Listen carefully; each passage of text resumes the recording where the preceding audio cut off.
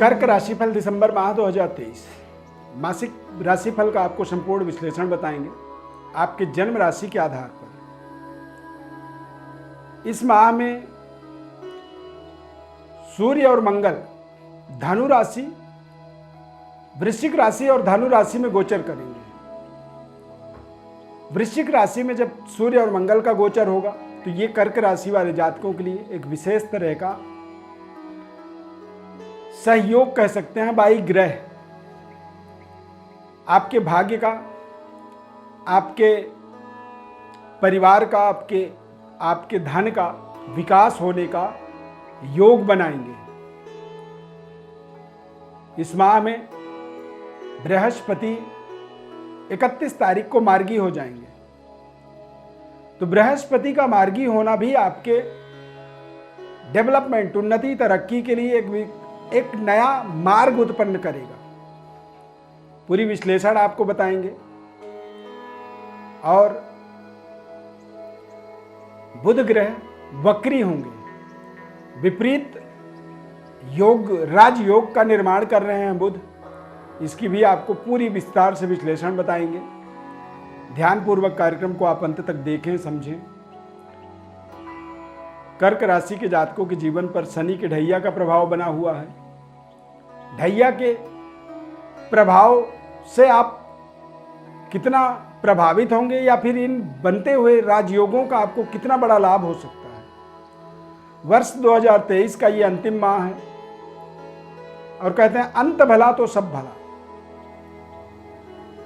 दिव्य रत्न ज्ञान चैनल में आपका मैं अरविंद बहुत बहुत हार्दिक स्वागत करता हूं। नमस्कार, जय माता दी। इस चार्ट के माध्यम से आप देखें इस माह के अंदर आपके जीवन में किस तरह से बदलाव होने वाले हैं। चैनल में यदि पहली बार जुड़ रहे हैं तो सब्सक्राइब आप जरूर कर लें।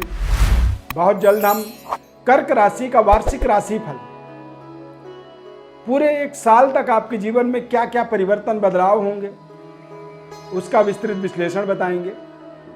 और उस कार्यक्रम को देखने के लिए आप चैनल को सब्सक्राइब जरूर कर लें। बेल आइकॉन बटन को प्रेस कर दें ताकि आपको उसका नोटिफिकेशन मिल सके।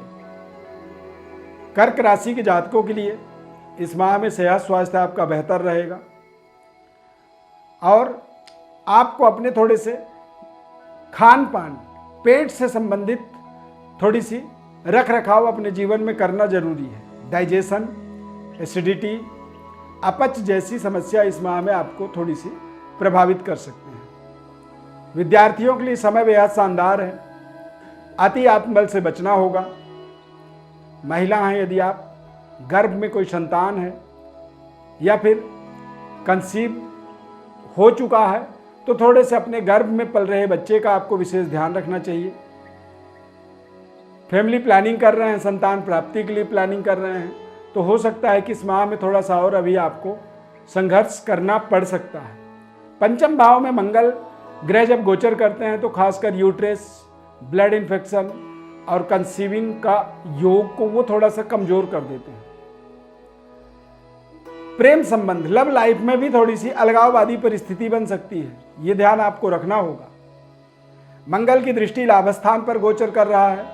इस समय में आप अपने व्यापार या फिर अपने करियर में यदि अच्छी परिश्रम मेहनत करें तो आपको बड़ी आमदनी, बड़ी लाभ हो सकती है।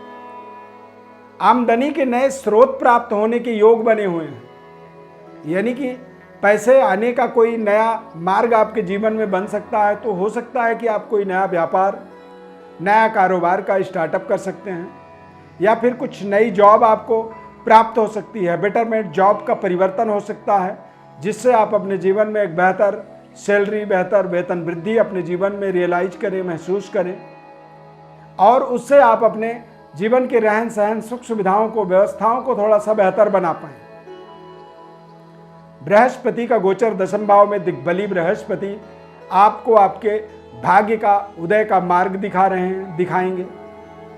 बृहस्पति की दृष्टि आपको आपके भूमि, भवन, वाहन जैसी फैसिलिटीज को बेहतर करने का आपको नई ताकत दे रहा है। आर्थिक स्थिति आपकी बेहतर होगी। इस माह में आपके परिवार के अंदर कुछ बड़ी खुशखबरी की प्राप्ति हो सकती है और लंबे समय से चल रहे विवाद का निराकरण भी आपको मिल सकता है। जो कर्जे आपने ले रखे थे उन कर्जों का समाधान आप कर सकते हैं, यानी कि आपके कर्ज समाप्त हो सकते हैं और आप बेहतर डेवलपमेंट, उन्नति, तरक्की के लिए देश विदेश की यात्रा भी इस माह में आप कर सकते हैं। विदेशी मुद्रा प्राप्ति करने का आपके जीवन में संयोग बन रहा है। फॉरेक्स करेंसी का लेन देन आपके लिए इस समय आपके डेवलपमेंट, उन्नति, तरक्की का एक बड़ा कारण बन सकता है। इस बात का आपको विशेष ध्यान रखना होगा। राहु केतु का गोचर आपके जीवन में थोड़ी सी आपकी जिम्मेदारियों को बढ़ा रहा है।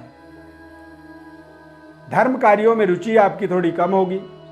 पिता के साथ आपके संबंध थोड़े से कमजोर होंगे और पैतृक विरासत में किसी भी तरह की कोई डिस्प्यूट ना हो, इस बात का आपको ध्यान रखना होगा। पिता के सेहत स्वास्थ्य का आपको विशेष ख्याल इस समय में रखना चाहिए और पिता तुल्य लोगों के साथ अपने आपसी तालमेल को थोड़ा सा बेहतर बनाने का आपको सदैव प्रयासरत रहना होगा। राहु अब लंबे समय के लिए यहाँ पर गोचर करेंगे आपके भाग्य में, और जब राहु भाग्य में और केतु तृतीय भाव में गोचर करते हैं या किसी जन्म कुंडली में ये दोनों इस जगह पर बैठते हैं तो ऐसे व्यक्ति के जीवन में अनेक प्रकार की जिम्मेदारियां बढ़ती चली जाती हैं। वो तमाम दुनिया की लायबिलिटीज को अपने कंधे में बोझ की तरह ढोने के लिए बाध्य हो जाता है। तो कुछ ये जिम्मेदारियां आपके जीवन में बढ़ने का संकेत दिख रहा है यहाँ पर।